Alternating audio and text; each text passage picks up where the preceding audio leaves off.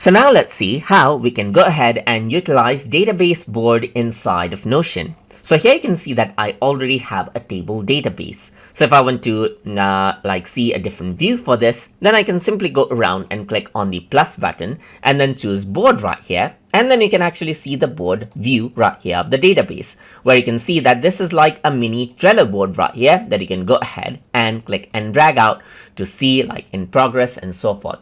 You can also create a new page right here just like this and then add in the details as you want as well. So this is what you have. If you want to create a fresh board for database, then you can simply go around and type in dash, that is slash right here, and type in board, let's say for example, just like this.